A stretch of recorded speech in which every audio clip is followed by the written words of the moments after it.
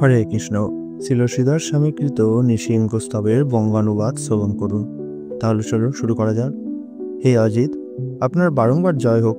স্থাবর জঙ্গম রূপ অসত্য গুণে আশ্রিত মায়াকে আপনি বিনাশ করুন, কারণ আপনি ছাড়া অন্য কেউই এই কাজে সমর্থ নয়। সমস্ত বেদ আপনার অসীম গুণের কথা কীর্তন করেন। ব্রহ্মা, অগ্নি, সূর্য, ইন্দ্রাদি দেবতারা এবং এই বিশ্ব আপনা আপনি স্বতন্ত্র হয়ে উদ্ভূত হতে পারে না। এই জন্যই বেদমন্ত্র অনন্তমুখে আপনাকে অজ ও অনন্ত মূর্তি বলে বিশেষভাবে কীর্তন করেন। অখিল বেদ আপনার সদ্গুণ প্রচার করেন।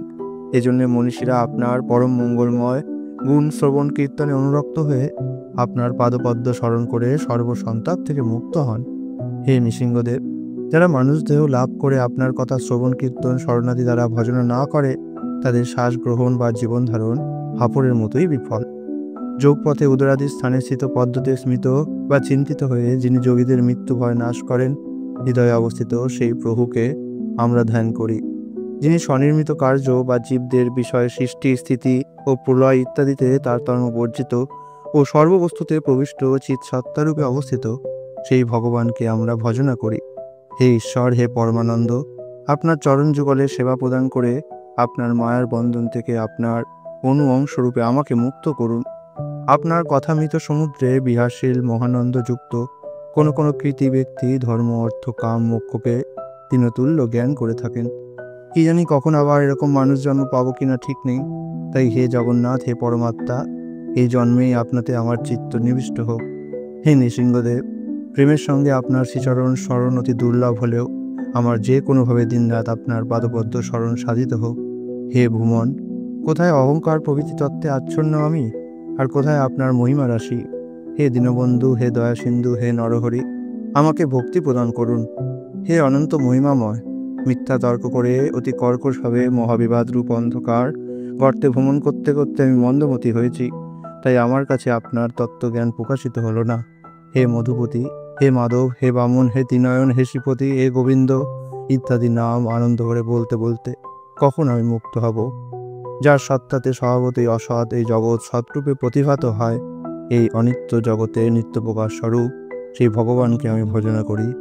মানুষেরা সূর্যাগ্নি তাপে তপ্ত হয়ে তপস্যা করুক, পর্বত থেকে পতিত হোক, সব তীর্থ ভ্রমণ করুক, সব শাস্ত্র পাঠ করুক, নানা যজ্ঞ অনুষ্ঠান করুক, কিংবা তর্কবাদ বিসম্বাদ করুক, কিন্তু শ্রীহরির কৃপা ছাড়া মৃত্যুকে নিশ্চয়ই কেউ অতিক্রম করতে পারে না। যে ঈশ্বর প্রাকৃত ইন্দ্রিয় রহিত হয়েও সর্বকর্তৃত্ব শক্তি বিশিষ্ট, সর্বজ্ঞ, সর্বকর্তা ও সবারই আরাধ্য, তাকেই আমি প্রণাম জানাই। হে পিতা, হে নৃসিংহ, আপনার দৃষ্টির ফলে ক্ষুব্ধ মায়া দ্বারা প্রেরিত কর্মজাত ও সংসার ভ্রমণশীল খেদগ্রস্ত আমাদের রক্ষা করুন। শ্রুতি কর্তৃক যিনি সর্বলোকের অন্তর্যামী বলে কথিত, যুক্তি দ্বারাও এরূপ অবধারণীয়, যিনি সর্বজ্ঞ, সর্বশক্তিমান লক্ষ্মীদেবীর সঙ্গে বিরাজিত, সেই নৃসিংহদেবকে আমি হৃদয়ে আশ্রয় করি। জীবের সঙ্গে বিশ্বলয়ের পূর্বে স্থিতিকালে যাতে প্রকাশিত থাকে, বিশ্বের লয় হলেও যার প্রচুর করুণার জন্য জীব বিশুদ্ধ আত্মস্বরূপ বোধ লাভ করে সমুদ্রের মধ্যে নদীগুলির মতো আত্যন্তিক গতি লাভ করে, তিলক পূজ্য সেই নৃসিংহদেবকে হৃদয়ের মধ্যে আমি ভজনা করি। হে নৃসিংহদেব, সংসার চক্ররূপ করার দ্বারা বিদীর্ণ নানাবিধ ভবতাপে তপ্ত ও বিপন্ন হয়ে কোনো প্রকারে শরণাগত হয়েছে, এরকম ব্যক্তিদের আপনি উদ্ধার করুন। হে ভগবান, যখন আপনার পাদপদ্মে আমার মন আশ্রয় লাভ করবে, তখন আপনার কৃপায় অধিক সাধন শ্রম দূর হবে এবং পরম সুখ লাভ করব।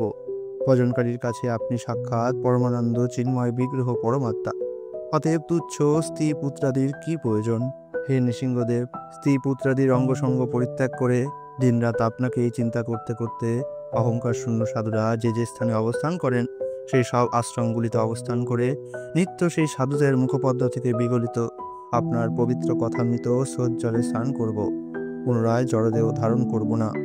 নিত্য বস্তু আপনা থেকে উৎপন্ন হলেও জগৎ নিত্য নয়, যেমন ফুলের মালা থেকে উৎপুত সর্প সৎ বা নিত্য নয়, কৃত্রিম সোনার গয়না উৎপাদন করেও সৎ বা প্রকৃত সোনা নয়, বেদও এরূপ বলেন না।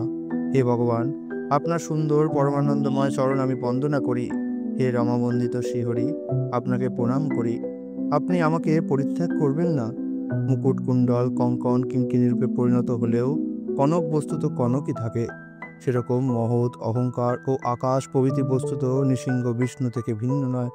মায়া আপনার দৃষ্টিকতা হয়ে নৃত্য করতে করতে কলি স্বভাব দ্বারা সত্য, রজ ও তমগুণময় বহু ভাব প্রকাশ করে আতুর আমার মাথায় অতি নিষ্ঠুরভাবে আক্রমণ করে সংমর্দন করছে। হে নিহরি, আমি আপনার শরণাগত হলাম, আপনি আপনার মায়াকে নিবারণ করুন।